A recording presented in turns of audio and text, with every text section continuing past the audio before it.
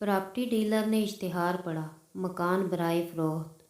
उसने मकान का विज़िट किया और हमरा एक पार्टी को लेकर गया जो मतलूबा मकान खरीदना चाहती थी। जैसे ही ये लोग उस घर के दरवाजे पर पहुँचे, एक उम्र रसीदा बुज़ुर्ग ने उन्हें अंदर आने की दावत दी और ड्राइंग रूम में बैठने का कहा। कुछ देर बाद एक उम्र रसीदा खातून खाना चाय की ट्राली टेबल सजाए हुए उन लोगों की तरफ आ रही थी, जिस पर चाय के अलावा गाजर का हलवा, निमको, बिस्किट और कुछ मिठाई रखी हुई थी।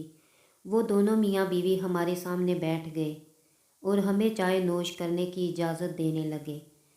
मैंने उनसे कहा, हमारी आज पहली मुलाकात है और हम मकान की बातचीत करने आए हैं, और आपने इतना तकल्लुफ़ क्यों किया?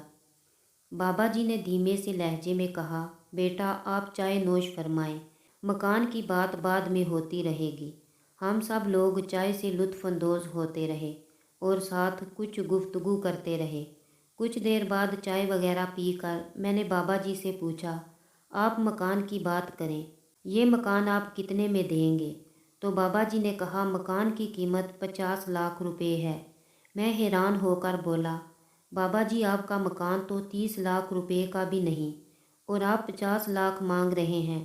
हैरत की बात है, आपने हमें चाय पिलाकर हम पर यह एहसान किया है और मकान की कीमत भी बहुत ज़्यादा मांगी है, लिहाजा हमारा सौदा नहीं हो सकता।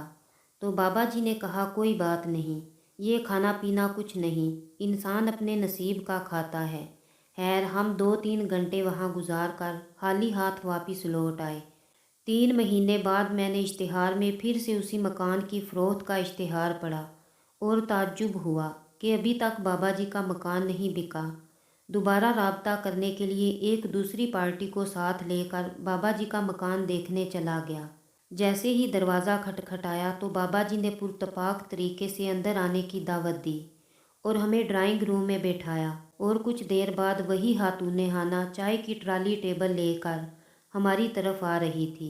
मैंने बेसाख्ता लहजे में कहा, बाबा जी आप इतना तकल्लुफ़ क्यों करते हैं?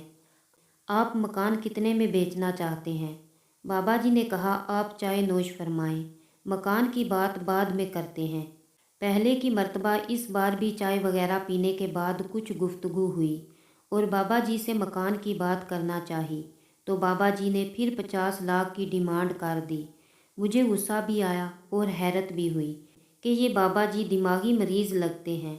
हमने इजाज़त तलब की और वहाँ से वापस आ गए। इस बात को काफ़ी माह गुजर गए। मेरा एक दोस्त जो प्रॉपर्टी डीलर था, उसका मुझे फ़ोन आया और उसने कहा, एक मकान मिल रहा है, काफ़ी सस्ता है, अगर इरादा है तो चलो साथ, तुम्हें मकान दिखा दूँ। मैंने कहा, चलो चलते हैं। जब मैं उसके साथ गया तो वो वही मकान था जो बाबा जी का था। मैंने अपने दोस्त को हंसते हुए बताया, ये बाबा जी का मकान है और वो बाबा जी पागल हैं शायद। फिर मैंने अपने दोस्त को पिछले दिनों वाले वाक़यात सुनाए तो उस दोस्त ने कहा कि इस बात में कुछ ना कुछ राज तो ज़रूर है, चलो पता करते हैं। हमने दरवाज़ा खटखटाया तो बाबा जी की नज़र मुझ पर पड़ी। उन्होंने मुझे गले से लगाया और पहले की मर्तबा इस बार भी अंदर आने की दावत दी और ड्राइंग रूम में ले गए। कुछ देर बाद वही खातून चाय की ट्राली टेबल हमारी तरफ लाती हुई दिखाई दी। बाबा जी ने हमें चाय नोश करने का कहा।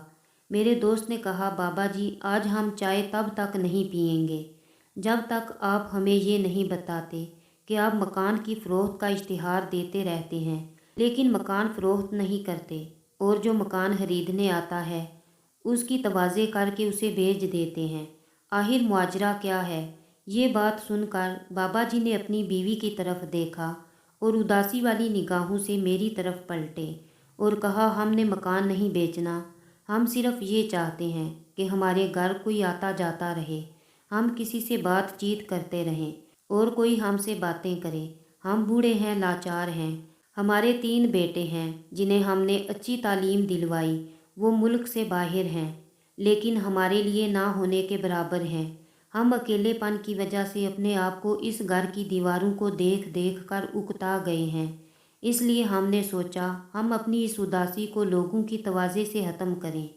उनकी बातें सुनकर मेरा दिल पसीज गया اور میں نے سوچا بڑھاپا اور اکیلا پن، ان دونوں چیزوں کے ساتھ زندگی کس قدر گھٹن ہے۔ بابا جی نے کہا، بیٹا دنیا کی ضرورتوں کو پورا کرنے کے لیے سب کچھ پاس ہے، لیکن بڑھاپے میں اولاد کا سہارا ہی ساتھ دیتا ہے۔ بڑھاپے میں بوڑھے والدین کو آپ کے پیسے کی نہیں بلکہ آپ کی ضرورت زیادہ ہوتی ہے، لہٰذا والدین کو زیادہ سے زیادہ وقت دیں۔